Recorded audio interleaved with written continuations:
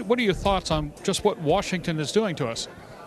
Well, the reality is that there are some who believe that the words millionaires, billionaires, tax loopholes, and corporate aircraft must resonate with some significant number of the electorate.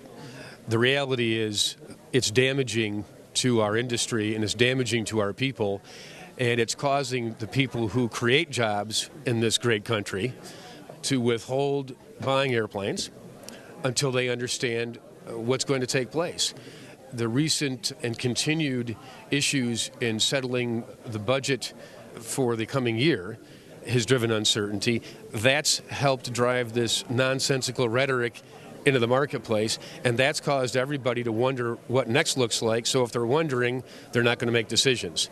So the people who buy jet aircraft and turboprop aircraft and piston aircraft, if they don't know what tomorrow looks like and they're not going to buy an airplane, that directly impacts our employees, all 6,500 of them, in what is clearly one of the few remaining high-quality manufacturing environments that at present is a net exporter. And so it just confounds us as leaders in the industry to understand why this continues, because it seems counter to the other things the administration says they want to accomplish. Avidyne is the brand of choice for pilots who want innovative, easy-to-use avionics. And the new IFD 540 GPS Navcom sets a new standard for simplicity in communication and LPV navigation. As a slide-in replacement for existing 530 series navigators, and with a highly intuitive touchscreen control, the IFD 540 makes it much easier to access the information you want when you want it, reducing head-down time and making flying more enjoyable. Finally, you have a choice, and the choice is easy. Avidyne. How do you instruct this administration about how to reinvigorate this industry? Well, first of all, I think accepting our invitation to come to Wichita and speak with us would be a good beginning. Alternatively, we'd be happy to accept an invitation to come see the administration and discuss it. Right now, they've indicated little, if any, interest of having that dialogue. But if we were going to have that dialogue, I think what we would need to do first and foremost is engage in the process of education. Let's really ensure that this administration understands the value that this industry creates. Over 1.2 million jobs, $150 billion on an annual basis. When you look at all of the businesses, associated businesses, FBO, MRO, all of the suppliers and the vendors, this has a tremendous impact on our economy, and it's being allowed to suffer needlessly. You're actually in a very progressive, very positive partnership with your union. How did that happen? First of all, they're very good people. They're highly motivated and dedicated to this organization. They want to see a strong, vibrant future for the company that many of them have been a part of. This is really about a family coming together to understand these are challenging and difficult times, and it's opened up a very positive, open dialogue. Our leader of our operations organization, Bill Brown, and our leader of our HR organization, Rich Julenlaw, have made it a purpose to have an excellent line of communication.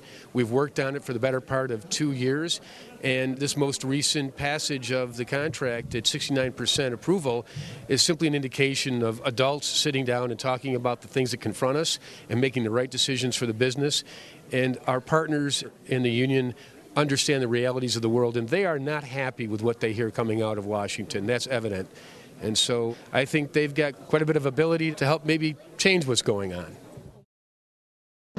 Welcome to the Aero-News Network, the aviation world's most comprehensive news and information resource. Real-time 24/7 online audio and video programming, where aviation has been getting updated for over a decade. Distributing over 11,000 stories, features, audio, and video programs every year.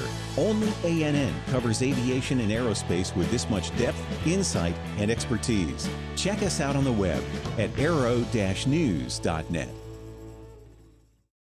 One of the things that has to be noted here is that the kind of jobs that you provide, these are serious jobs. One, they're certainly a lot more high ticket than the kind of thing that are being discussed right now with various proposals that are currently out there. Two, it's a tremendously diverse workplace as well. You've got a very diverse employee group.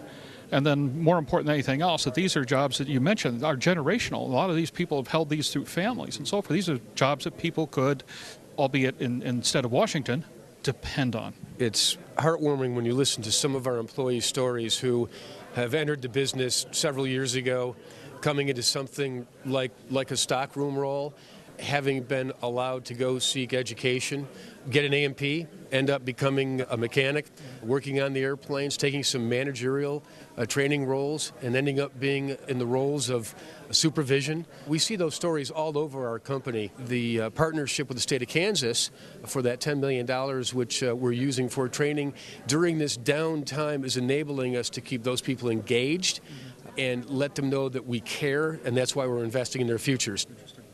Let's talk about airplanes for a moment here. The 4000, you not only made the decision to continue a aggressive series of upgrades and bring that airplane even to higher standards than was originally envisioned, but you're retrofitting the airplanes you put in the field. Okay, what's going on here? Well, actually, it's very simple.